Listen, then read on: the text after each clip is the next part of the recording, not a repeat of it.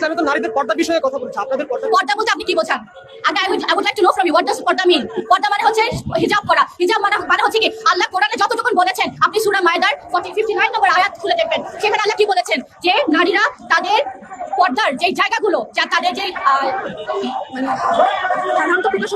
সাধারণত যেটা প্রকাশমান, যেটা চেহারা, যেটা হাত আমার কাজ করতে লাগবে, সেটা ব্যতীত তোমরা তোমাদের গাকে ঢেকে রাখবে। আজকে এখানে যে নারীরা এসেছে, কেউ কি বেপর্দা হয়ে এসেছে? প্রত্যেকে স্বাধীনতার সাথে পর্দার সাথে আল্লাহ যেটুকু বলেছেন তোমাদের চাদর তোমাদের গায়ের উপর দিয়ে রাখো, সেভাবে সবাই তারা এসেছে। কিন্তু আপনি ধর্মের নামে নারীদেরকে প্যাকেট করবেন, বাক্সবন্দি করবেন, তাদেরকে সমস্ত কার্যক্রম থেকে আটকে রাখবেন, সেটা আল্লাহ রাসূলের শিক্ষা নয়, সেটা ইসলামের শিক্ষা নয়। রাসূল সাল্লাল্লাহু আলাইহি সাল্লাম বলেছেন সিনফানে মিন আহলিন নার, পৃথিবীর মানুষ শুনে রাখো, দুই শ্রেণীর মানুষ জাহান্নামে যাবে আমি তাদের দেখিনি। পৃথিবীর মানুষ শুনে রাখো, আমি মুহাম্মদ সাল্লাল্লাহু আলাইহি সাল্লাম বলছি, দুই শ্রেণীর মানুষ জাহান্নামে যাবে আমি তাদের দেখিনি। এক শ্রেণীর মানুষ, ওদের হাতে থাকবে লাঠি, কাজ নাবিল বাকারে গাভীর লেজের মতো, একদিক মোটা একদিক চিকন, এজরিবুনা বিহান নাস, তারা তা দিয়ে মানুষকে মারবে, এরা জাহান্নামে যাবে, এদের আমি দেখিনি। আরেক শ্রেণীর মানুষ নিসাউন, মহিলা, কাশিয়াতুন, কাপড় পরে থাকবে, আরিয়াতুন, উলঙ্গ।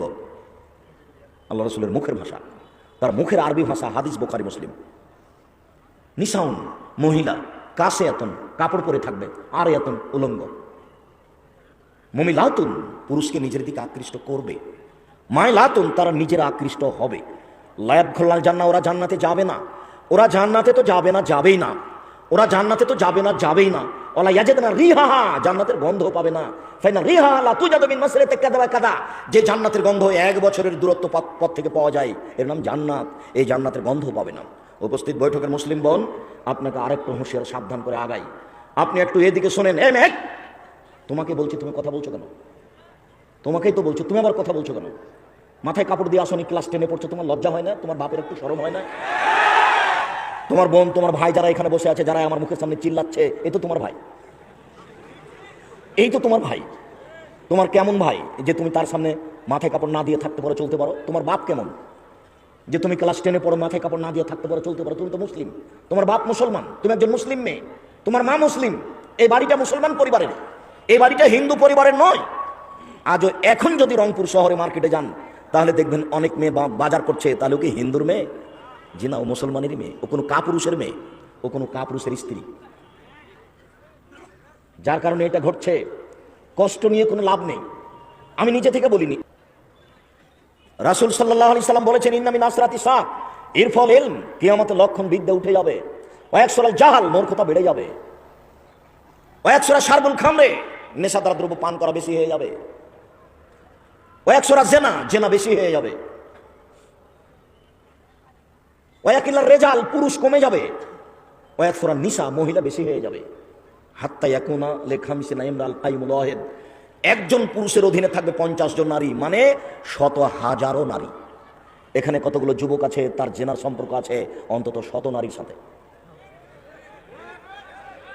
তোমাকে ফিরে আসতে হবে, মরণ চলে আসবে, রক্ষা হবে না। যে জিনিস আসবে সেটা চলে এসেছে, মরণ আসবে মানে চলে এসেছে, কিয়ামত আসবে মানে চলে এসেছে। কবর যত কঠিন, কিয়ামত তার চেয়ে অনেক বেশি কঠিন। কিয়ামত যত কঠিন, জাহান্নাম তার চেয়ে অনেক অনেক বেশি কঠিন। আপনি সাবধান থাকুন। দিনী বৈঠকের মুসলিম বোন, আপনাকে আমি জোরালোভাবে অনুরোধ জানাচ্ছি, আপনি সাবধান থাকুন। জাতির ক্ষতি করে আপনি জান্নাত কেনার চেষ্টা করিয়েন না। 3 শ্রেণীর মানুষ জান্নাতে যাবে না, তার মধ্যে আপনিও আছেন। 3 শ্রেণীর মানুষ জান্নাতে যাবে না, তার মধ্যে আপনি আছেন। রাসূল সাল্লাল্লাহু আলাইহি সাল্লাম বলছেন, 3 শ্রেণীর মানুষ জান্নাতে যাবে না। 1, মুদমিনুল খামর, যারা নিয়মিত বিড়ি, তামাক, জর্দা, সিগারেট, গুল, নেশাদার দ্রব্য খায়, পান করে, তারা জান্নাতে যাবে না। 2, আর রাজালাতু মিনান নিসায়ে, পুরুষের বেশধারী নারী, যারা পুরুষের জুতা স্যান্ডেল পরে, যারা পুরুষের শার্ট প্যান্ট পরে, যারা পুরুষের পোশাক পরে চলে, ওরা জান্নাতে যাবে না। 3, দায়ুস আল্লাযী কুররিফা আলাল খাবাসা, যে তার বাড়িতে বেহায়াইর সুযোগ দিয়েছে, ও জান্নাতে যাবে না। 3 শ্রেণীর মানুষ জান্নাতে যাবে না। উপস্থিত বৈঠকের মুসলিম বোন, আপনাকে আরেকটু সতর্ক করে আমরা এখানে ফিরে আসছি। আপনাকে দেখলে তো আমি কষ্ট পাই। আপনার হাতে তাবিজ আছে, গলায় মাদুলি আছে, আপনি তো মুশরিক, মরে গেলে জাহান্নাম হবে। মাদুলি এখন খুলে ফেলে দিয়ে যদি মরেন, জান্নাত হবে। আংটিটা খুলে ফেলে দিতে হবে, বালা আছে হাতে, বালাটা খুলে ফেলে দিতে হবে। ও লোহার হোক, নয় তামার হোক, নয় রাবার হোক, যেটাই হোক, খুলে দিতে হবে এখনই। তাবিজ, মাদুলি, যা কিছু আছে, যাতে অসুখ বিসুখ ভালো হয়, সব খুলে দিতে হবে। মরলে মুসলমান, থাকা অবস্থা মারা গেলেও মুশরিক, জান্নাত পাবে না। মান তালাকা তামিম ফাআশরাকা, কেউ যদি শিরক তাবিজ ঝুলায়, তাহলে সে শিরক করলো। উপস্থিত বৈঠকের মুসলিম বোন, আপনাকে বলছি, আপনি দেখেন, আপনাকে বলছি কয়েকটা কথা। 1, আবু সাঈদ খুদরি রাদিয়াল্লাহু তাআলা আনহু বলেন, খারাজা রাসূলুল্লাহ সাল্লাল্লাহু আলাইহি ওয়াসাল্লাম ইয়াওমা ফিতরিনা ওয়াদা ইলাল মুসাল্লা, আল্লাহর নবী কুরবানির ঈদে অথবা রোজা ঈদে ঈদের মাঠে গেলেন। মাররা আলা নিসায়ে, তারপর মহিলাদের সামনে দিয়ে হাঁটলেন, হেঁটে বললেন, ইয়া মাশারা নিসায়ে তাসাদ্দাকনা ফাইন উরিতুকুন্না আকসারা আহলিন নারে। মুসলিম মহিলারা শোনো, আমি তোমাদেরকে বেশিরভাগ জাহান্নামে দেখছি, তোমরা দান করো। মনে রাখবেন, সালাত আদায় করে জান্নাত পাওয়া যায়, জান্নাত কিনা যায় না। সিয়াম পালন করে জান্নাত পাওয়া যায়, জান্নাত কিনা যায় না। হজ করে জান্নাত পাওয়া যায়, জান্নাত কিনা যায় না। দানই এমন একটা জিনিস যা দিয়ে জান্নাত কিনে নেওয়া যায়। আল্লাহ নিজে বলছেন যে আমি তৈরি করেছি, টাকা দিয়ে বিক্রি করে দেবো। সেই জন্য মোমেন পুরুষ নারী ওরা আমার কাছ থেকে জান দিয়ে আর মাল দিয়ে কিনে নিবে, আমি ওটা বিক্রি করে দেবো। আল্লাহ বলছেন যে আমি জান্নাত তৈরি করেছি মোমেন পুরুষ নারীর কাছে বিক্রি করার জন্য। ও কিনে নিবে, ও মেয়েকে দিয়ে দেবো, ওর বদলে আমাকে ও টাকা দিবে আর নিজেকে দিয়ে দিবে। দান দিয়ে জান্নাত কিনা যায়। উপস্থিত বৈঠকের মুসলিম বোন, আল্লাহর নবী আপনাকে বলছেন, আমি বেশিরভাগ মহিলাকে দেখলাম জাহান্নামে, জাহান্নামের অধিকাংশই নারী। তো মদিনার মহিলারা বলল, অবেমা ইয়া রাসূলুল্লাহ, কেন আমরা জাহান্নামে বেশি যাব কেন? তখন আল্লাহ রাসূল তিনটা কথা বললেন। এক, তুকসিরনা লানা, তোমরা মানুষের অভিশাপ করো, বদনাম করো, অভিশাপ করো, বদনাম করো, ছোট কথার পিছনে লেগে থাকো, এই জন্য জাহান্নামে যাবা বেশি। দুই, তাকফুরনা লাশিরা, স্বামীকে মেনে চলো না। ইয়াকফুরনা লাশিরা, স্বামীকে মেনে চলে না, এই জন্য জাহান্নামে যাবে। এই দুটা বললেন। তারপরে বলছেন, তোমরা শোনো, মারা আইতো আকে নাকে সাথে আকলি ন দিনিন আধা বলে রুব্বুল রাজুলিল হাজমিন এহদা কন্যা, আমি তোমাদের চেয়ে দেখিনি কাউকে যে বুদ্ধিমানের বুদ্ধিকে নষ্ট করতে পারে। তোমরা এমন জাতি যে বুদ্ধিমানের বুদ্ধিকে নষ্ট করতে পারো। আমি দেখিনি তোমাদের চেয়ে কাউকে যে বুদ্ধিমানের বুদ্ধিকে নষ্ট করতে পারে। তোমরা এমন জাতি যে বুদ্ধিমানের বুদ্ধিকে নষ্ট করতে পারো। একবার হাসি মুখে কথা বললে যার সাথে বলো তার ঈমান বিক্রি হয়ে যায়। তোমার নাম্বার ধরে রাখে, তোমার সাথে কথা বলার জন্য চেষ্টা করে, মানে তুমি ঈমান তার কাছে বিক্রি করেছো। সম্মানিত দিনী বোন, আমি এই কথা বলিনি, এই কথা মুহাম্মদ সাল্লাল্লাহু আলাইহি সাল্লাম বলেন। কিছু বলার নেই। তিনি বলছেন, মা তারাক্তু বাদি ফিতনাতান নাযার আলা রিজালি মিনান নিসায়ে, আমার জীবনে আমি ছাড়িনি কোনো বস্তু যেটা পুরুষের জন্য বেশি ক্ষতিকারক হতে পারে নারীদের চেয়ে। আমার জীবনে আমি ছাড়িনি কোনো বস্তু যেটা পুরুষের জন্য বেশি বিপদজনক হতে পারে নারীদের চেয়ে। তোমরাই হচ্ছে পুরুষের জন্য সবচেয়ে বিপদজনক বস্তু। অতএব মুসলিম বোন, অনুরোধ রক্ষা করুন, মানুষের ঈমান নষ্ট করে জান্নাত কেনার চেষ্টা করিয়েন না। নিজের রং চেহারা মাথার চুল আরেকজনকে দেখিয়ে আরেকজনের ঈমানের ক্ষতি করে জান্নাত কেনার চেষ্টা করিয়েন, এটা হবে না। মহিলার অধিকাংশই জাহান্নামে যাবে, এই কথা মুহাম্মদ সাল্লাল্লাহু আলাইহি সাল্লাম বলেন। মানুষের ঈমান নষ্ট করে জান্নাত কেনার চেষ্টা করিয়েন না। মানুষের ঈমান নষ্ট করে নিজেকে শিক্ষিতা মনে করিয়েন না, আপনি শিক্ষিতা মহিলা নন। যে জাতির ক্ষতি করে তাকে শিক্ষিতা বলা যেতে পারে না। তবে আপনাকে আমি একটা কথা বলে আশ্বস্ত করে যাচ্ছি, আপনি মনে রাখবেন। উপস্থিত বৈঠকের দিনই মুসলিম বোন, আপনাকে আমি একটা কথা বলে আশ্বস্ত করে যাচ্ছি, আপনি মনে রাখবেন। এ কথা আমি বলিনি, এ কথা মুহাম্মদ সাল্লাল্লাহু আলাইহি সাল্লাম বলেন। তিনি বলেন, মহিলারা যদি 4টা কাজ করতে পারে তাহলে তার জন্য জান্নাতের সব দরজা খোলা। মহিলারা যদি 4টা কাজ করতে পারে তাহলে তাদের জন্য জান্নাতের সব দরজা খোলা। 1, সলাত খামসাহা, 5 ওয়াক্ত সালাত আদায় করলো। 2, সমাত সাহারাহা, রমজান মাসের সিয়াম পালন করলো। 3, আতাত বালাহা, স্বামীকে মেনে চলল। 4, আহসানাত ফারজাহা, জেনায় লিপ্ত হলো না। এই 4টা কাজ করলে জান্নাতের সব দরজা খোলা। আপনাকে আমি আবারও কথা বলতে নিষেধ করছি, আপনি এই 4টা কথা মনে করে যান। 1, 5 ওয়াক্ত সালাত। 2, রমজান মাসের রোজা সিয়াম। 3, স্বামীকে মেনে চলা, তিতে লাগলেও মিঠা লাগলেও। 4, জেনায় লিপ্ত না হওয়া। আব্দুর রাজাক সাহেব, দুঃখিত বলতে পারছি না, জেনায় আমি লিপ্ত হয়েছি কোনো একদিন, এখন পথ কি? এখন পথ কি? আপনি জেনার জন্য তওবা করেন, আপনার জন্য অনেক ব্যবস্থা আছে। আপনি আর কোনোদিন জেনায় লিপ্ত হবেন না, বিচারের মাঠে আপনি বিশেষ ছায়াতলে থাকতে পাবেন, এ কথা মুহাম্মদ সাল্লাল্লাহু আলাইহি সাল্লাম বলেন। 2, জেনা বন্ধ করতে পারলে আপনি সব বিপদ থেকে বেঁচে যাবেন, যে কোনো বিপদ। আব্দুর রাজাক সাহেব, প্রমাণ আপনি জানেন। ওই যে 3 জন লোক রাস্তায় হাঁটছিল, বৃষ্টি আসলো, গর্তে ঢুকলো, পাহাড় এসে মুখের উপরে পড়লো, এরা আর বের হতে পারবে না। তো তিনজনের একজন বলল, বাপ মাকে ভালোবাসি, পাথর সরিয়ে দাও, দিলাম। একজন বলল, একটা লোককে কাজে নিয়েছিলাম, অর্ধেক দিন কাজ করার পরে চলে যাচ্ছে, আমি বললাম বিনিময় পয়সা নাও, বললো নিব না, রাগ করে চলে গেল। আমি ওর টাকা দিয়ে জিনিস গরু ছাগল বেশি করলাম। একদিন এসে বলছে অর্ধেক দিনের পারিশ্রমিক দিন, আমি বললাম গরু ছাগল সব নিয়ে যাও, বলল মজাক করবেন না, একদিনের টাকা দেন। আমি বললাম মজাক করিনি, সব নিয়ে যাও, তোমাকে সন্তুষ্ট করার জন্য করেছি, সব নিয়ে গেছে, পাথরটা সরিয়ে দাও, দিলাম। তৃতীয় জন বলল, আমার চাচাতো বোনের সাথে আমি জেনা করতে চেয়েছিলাম, সে মহিলাদের মধ্যে সুন্দরী, আমাকে বলেছিল 100টি স্বর্ণ মুদ্রা লাগবে, আমি গরিব মানুষ, হাড় ভাঙা পরিশ্রম করে 100টা স্বর্ণ মুদ্রা তার হাতে দিয়ে আমি জেনায় বসেছি। আমাকে বলল ইত্তাকিল্লাহ, আল্লাহর বান্দা তুই আল্লাহকে ভয় কর, আমাকে অসতী প্রমাণ করিস না। হুকুম তো আনহা, আমি উঠে গেছি, আমি জেনা করিনি, পাথর সরিয়ে দাও। আল্লাহ বললেন দিলাম। আপনার জেনা হয়েছে, আপনি তোবা করুন কান্নাকাটি করে, পথ সহজ খোলা আছে। রিক্সাওয়ালাকে এক থাপ্পড় মারা কাজটা এর চেয়ে অনেক বড় জটিল। বেটিকে জমি না দেওয়া, বোনকে জমি না দেওয়ার চেয়ে অনেক অনেক অনেক বড় জটিল। দলীয় দাপটে জমি দখল করা এর চেয়ে অনেক অনেক অনেক বড় খারাপ ব্যাপার। দাম্ভিকতা দেখিয়ে, ক্ষমতা দেখিয়ে, দলীয় দাপট দেখিয়ে মানুষকে থাপ্পড় মেরে মানুষকে অপমান করে এক সন্ধ্যা বাঁচার চেষ্টা করিয়েন না, ফেরাউন ডুবে গেছে। বিশ্বাস করুন ফেরাউন ডুবে গেছে। ক্ষমতা দেখাবেন না। এই ছেলে তোমাকে বলছি তওবা করে উঠো। বংশের ক্ষমতা দেখায়ও না, সম্পদের ক্ষমতা দেখায়ও না, দলীয় ক্ষমতা দেখায়ও না। মাটির মানুষের নত হয়ে থাকো। গালি দিলে ধৈর্য ধরে উঠে চলে যাও, মারলে চুপচাপ চলে যাও, উত্তর দিতে যাও না। পরিবেশ খুব কঠিন, দিন যত যাবে সমস্যা তারও কঠিন হবে। তোমার সত্যটাই হবে মিথ্যে, আর মিথ্যাই হবে সত্য। এই কথা মুহাম্মদ সাল্লাল্লাহু আলাইহি ওয়াসাল্লাম বলেন। অতএব উপস্থিত বৈঠকের মুসলিম বোন, 4টা কাজ করলে আপনি জান্নাত পাবেন। 1 5 ওয়াক্ত সালাত নামাজ, 2 রমজান মাসের রোজা, 3 স্বামীকে মেনে চলা, তিতা লাগলেও মিঠা লাগলেও। আমার একটা পরামর্শ শুনে রাখেন, মাস মাস স্বামীর সাথে কথা বলবেন, এটা চলবে না। সপ্তাহ যাবৎ কথা বলছেন না, মেয়েকে বলছেন তোর আব্বাকে খাবার দিয়াই, বৌমাকে বলছেন তোমার শ্বশুরকে খাবার দিয়ে আসো, আপনি নিজে যাচ্ছেন না। কোনো সময় গেলেও গিলাসটা সামনে ঠ্যাকস করে রেখে উল্টা চলে যাচ্ছেন। এইভাবে সংসার চলবে না। মিঠা লাগলেও তার সাথে কথা বলেন, তিতা লাগলেও তার সাথে কথা বলেন। যদি বলেন আব্দুর রাজ্জাক সাহেব খুব চেষ্টা করেছি, হয় না, এর সাথে আমার হবে না, আমি চলতে পারবো না, তাহলে আপনি খোলা তালাক করে নেন, কোনো সমস্যা নেই। আপনাকে আল্লাহ রাসূল অধিকার দিয়েছে, আপনি কাজী অফিসে যান, গিয়ে বলেন আমার একটা খোলা তালাক করে দেন। খোলা তালাক লিখে দিবে, চেয়ারম্যানের কাছে তার কাছে পাঠিয়ে দেন। 30 দিন পরে আপনি আর এক জায়গাতে বিবাহ বসেন, আল্লাহ আপনাকে অনুমতি দিয়ে রেখেছেন। থাকলে ভালোই থাকতে হবে, নইলে সংসার ত্যাগ করতে হবে, ঝুলন্ত অবস্থায় থাকা হবে না। তবে আমি আপনার দিনী ভাই, আপনাকে এই স্বামীর সাথে চলার জন্য অনুরোধ জানাচ্ছি। এই ছেলেরাই, তোমরা যে প্রোগ্রাম নিয়েছো এখানে, তো মানুষ যে পিছনে কথা বলতে পারছে, তো তুমি কি করো? অন্তত 40 জন লোক থাকতো এখানে পাহারা দেওয়ার জন্য, কেউ মুখ খুলতে পাবে না।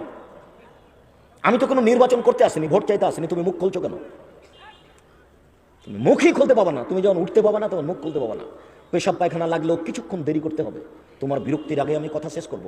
আমিও চাচ্ছি তাড়াতাড়ি শেষ করতে, আমি রাজশাহী ফিরে যাব, সকালে ক্লাস নেব ইনশাআল্লাহ। আমি অপেক্ষায় আছি, তুমি ধৈর্য ধারণ করো, আমাকে দেখতে পাওয়ার না পাও। উপস্থিত বৈঠকের মুসলিম বোন, আপাতত আপনার সাথে আমি কথা শেষ করলাম। আপনি 4টে কাজ করেন, নিরাশা হবেন না। জাহান্নামে অধিকাংশ নারী, এ কথাই ঠিক। এরপরেও জান্নাতে নারী যাবে, এ কথাই ঠিক। মনে কিছু নিয়েন না, আপনার সুবিধার জন্য আরেকটা কথা বলে রাখলাম। রাসূল সাল্লাল্লাহু আলাইহি ওয়াসাল্লাম বলছেন, ইন্নাল মারাতা তুকবিলু সূরাতে শায়তানিন ওয়া তুদবিরু ফি সূরাতে শায়তান। মহিলারা শয়তানের বেশ ধরে আসে, শয়তানের বেশ ধরে যায়। মহিলারা শয়তানের বেশ ধরে আসে, শয়তানের বেশ ধরে যায়। হাদিস মুসলিম। আব্দুর রাজ্জাক সাহেব, এত কঠিনভাবে আমাদের ব্যাপারে কথা? জি, আপনার ব্যাপারে কথা আছে, এ কথাই ঠিক। তবে আপনাকে তো আমি খাদিজার মতো মনে করি, আপনাকে আমি আয়েশার মতো মনে করি। 1 মিনিট দেখবেন, 1 মিনিট আপনি দেখবেন একটু খাদিজাকে, এদিকে দেখেন। আবু হুরায়রা রাদিয়াল্লাহু তাআলা আনহু বলেন, আতা জিবরাইল ইলা নবী সাল্লাল্লাহু আলাইহি সাল্লাম, জিবরাইল নবীর কাছে আসলেন, এসে বলছেন হাজিহি খাদিজা, এই যে খাদিজা আতা আসছে। মাহা এনাউন, ওর কাছে একটা বাটি আছে, খাদিজার কাছে। ফিহে এদামুন ওয়া তামুন, বাটিতে আছে খাদ্য, বাটিতে আছে তরকারি। শুনেন, এই যে আতাক্কা, যখন তিনি আপনার কাছে চলে আসবেন, জিবরাইল বলছেন। কে বলছেন বলেন তো? জিবরাইল বলছেন। কাকে বলছেন? আল্লাহ রাসূল মুহাম্মদ সাল্লাল্লাহু আলাইহি ওয়াসাল্লামকে বলছেন। শুনেন, ও যখন আপনার কাছে চলে আসবে, তখন ফাকরা আলাইহা সালাম মিন রাব্বিহা মিন্নি, আপনি তাকে সালাম দিবেন আল্লাহর পক্ষ থেকে, আপনি তাকে সালাম দিবেন আমার পক্ষ থেকে, আপনি তাকে সালাম দিবেন আল্লাহর পক্ষ থেকে, আপনি তাকে সালাম দিবেন আমার পক্ষ থেকে। অবাশশার হবে বাইতিন ফিল জান্নাহ, জান্নাতে একটা ঘর তার জন্য বানানো হয়েছে, এইটা আপনি বলে দিবেন। হীরা মুক্তা মাণিক্য দিয়ে তার জন্য জান্নাতে একটা ঘর তৈরি করা হয়েছে হীরা মুক্তা মাণিক্য দিয়ে, ওয়ালা সাখাবিন ফিহি ওয়ালা নাসব, সেখানে কোনো হইচই নেই, সেখানে কোনো কষ্ট ক্লেশ নেই, সেখানে কোনো হইচই নেই, সেখানে কোনো কষ্ট ক্লেশ নেই। তার জন্য একটা জান্নাতে ঘর বানানো হয়েছে হীরা মুক্তা মাণিক্য দিয়ে। বলেন তো ইনি পুরুষ মানুষ না মহিলা মানুষ? মহিলা মানুষ। আল্লাহ রাসূল যখন বললেন মহিলারা শয়তানের বেশে আসে, শয়তানের বেশে যায়, তখন খাদিজাকে ছেড়ে বলেননি। তাহলে বোঝা যাচ্ছে যে ভালো আমল করবে যারা, তারা এর মধ্যে নয়, পৃথক হয়ে গেছে। আল্লাহ রাসূল বলছেন, এক মিনিট আমার দিকে দেখেন, আল্লাহ রাসূল বলছেন আয়েশা ইকরাকে হাজা জিবরাইল ইকরাকে সালামা, এই যে জিবরাইল তোমাকে সালাম দিল। মানে এক খাটে তিনজন, এক খাটে মুহাম্মদ সাল্লাল্লাহু আলাইহি সাল্লাম, আয়েশা রাদিয়াল্লাহু তাআলা আনহা, জিবরাইল আলাইহিস সালাম, এক জায়গায় তিনজন, এক জায়গায় এক খাটের উপরে, এই এক চাদরের নিচে তিনজন। আল্লাহ নবী বলছেন আয়েশা তোমাকে জিবরাইল সালাম দিল। তখন আয়েশা বলছেন ওয়া আলাইহিস সালাম ওয়া রাহমাতুল্লাহ, তার উপরে আল্লাহর শান্তি বর্ষিত হোক, তার উপরে আল্লাহর রহমত নাজেল হোক। ওহুয়া তারা ওয়ালা নারা, আরে আপনি তো দেখতে পান, আমরা তো দেখতে পাই না। আপনি তো জিবরাইলকে দেখতে পাচ্ছেন, আমি তো দেখতে পাই না। এক খাটে তিনজন, বোঝা গেল না কথা? মনে হয় মানে ওইখানেই বলছেন আয়েশা যে জিবরাইল তোমাকে সালাম দিল, হাজা জিবরাইল, এই যে জিবরাইল, হাদিসে এসেছে হাজা জিবরাইল, এই যে জিবরাইল তোমাকে সালাম দিল। তখন আয়েশা বলছেন ওয়া আলাইহিস সালাম ওয়া রাহমাতুল্লাহ, উনি তার দেখতে পাচ্ছেন না, উনি বলছেন তার উপরে শান্তি, তার উপরে সালাম, তার উপরে রহমত। ওহ ইয়ারা ফালানারা, তিনি তো দেখতে পান, আমরা তো দেখতে পাই না। এক জায়গায় তিনজন। আপনাকে তো আমি আয়েশার মতো মনে করি।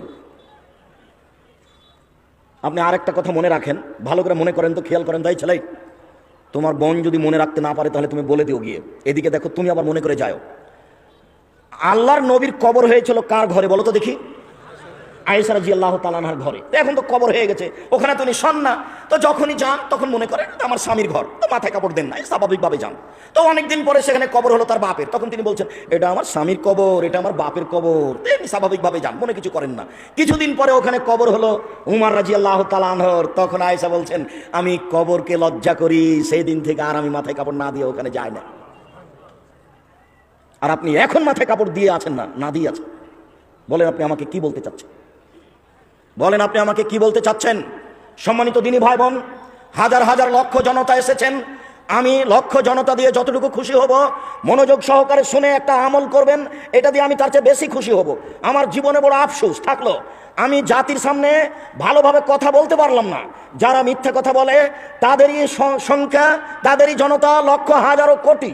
যারা বিবেচনা করতে পারে না, বিবেচনা করে বলে না, কেসা কাহিনী দিন কাটাই, তাদেরই জনতা লক্ষ কোটি। আমরা জাতির সামনে ভালোভাবে দাঁড়াতে পারলাম না, এমনিতেই চলে যেতে হবে এটা মনে করছি। এরপরে বলছি পরিস্থিতি যা, যেইভাবে বক্তব্য চলছে, যেইভাবে সামাজিক অবস্থা, তাতে বক্তব্য দিয়ে ইবাদত করে বিচার মাঠে জান্নাত পাবো এটা আমার মনে বলে না। তবে যখন আমি রাস্তাঘাটে চলি, বিমানবন্দরে যাই, কোনো দেশে যাই, বিদেশে গিয়ে কোনো হোটেলে ঢুকি, তখন আমাকে বলে আব্দুর রাজ্জাক সাহেব আপনার কথাতে দাড়ি ছেড়ে দিয়েছি, এভাবে পোশাক পরেছি, প্যান্টটা কেটে দিয়েছি, ৫ ওয়াক্ত সালাত আদায় করি। তখন মনে একটু আশ্বস্ত হয় যে এই লোকটা যে আমল করছে এখান থেকে আমিও কিছু পাবো।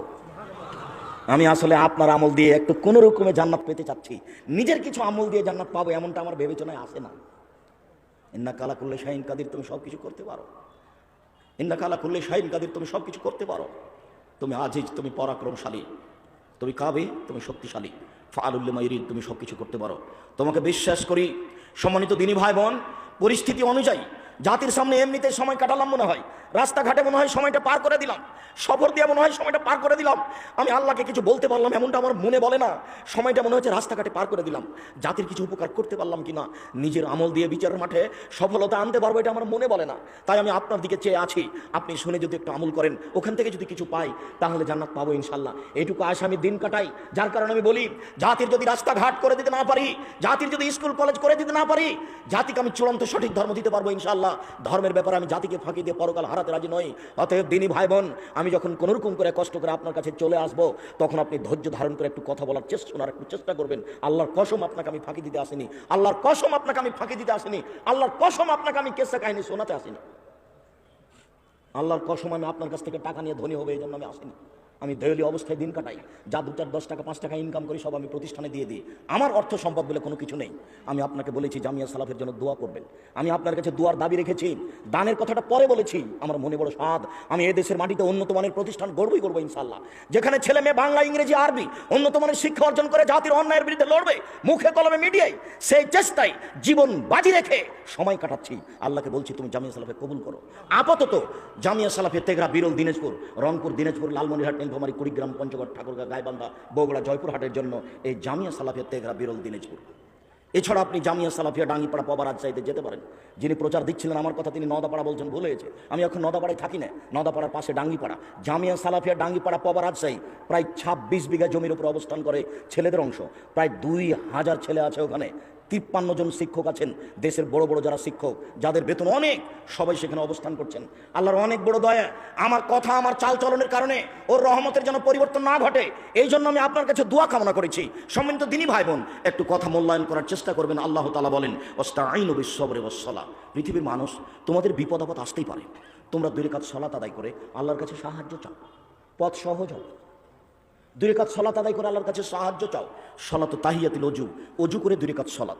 উকবা ইবনে আমির রাদিয়াল্লাহু তাআলা আনহু বলেন, মামিন মুসলিমিন ইয়াতাওয়াদ্দাউ ফায়সুন ওযুহু, যে কোনো মুসলিম পুরুষ নারী সুন্দর করে ওযু করে, 2 রাকাত সালাত আদায় করে, মুকবিলান আলাইহিমা বিকলবিহি ওয়াজহিহি, মনে প্রাণে ভয় ভীতি নিয়ে আল্লাহকে সন্তুষ্ট করার আশায়, ওয়াজাবাত লাহুল জান্নাহ, সে জান্নাতে যাবেই যাবে। হাদিস বুখারী, মুসলিম। উসমান রাদিয়াল্লাহু তাআলা আনহু বলেন, রাসূল সাল্লাল্লাহু আলাইহি সাল্লাম বলেছেন, মান তাওয়াদ্দা ওযুই হাজা, আমি যেভাবে ওযু করলাম সেইভাবে যদি কেউ ওযু করে, ওয়াসাল্লা রাকাতাইন, তারপরে 2 রাকাত সালাত আদায় করে, ওয়ালাম ইউহাদ্দিস নাফসাহু ফিহিমা বিশাইইন, মনে মনে কথা না বলে, আল্লাহু আকবার বলার সাথে সাথে শয়তান এসে বলবে, উযকুর কাদা, বান্ধবীকে স্মরণ করো, উযকুর কাদা, মোবাইলকে স্মরণ করো, উযকুর কাদা, জমি জায়গা টাকার কথা স্মরণ করো, দেখবেন যেটা মনে ছিল না সেটা মনে পড়ে গেছে। ওর এটাই কাজ। আপনাকে একটু ঠকাতে পারলে তার অনেক সফলতা।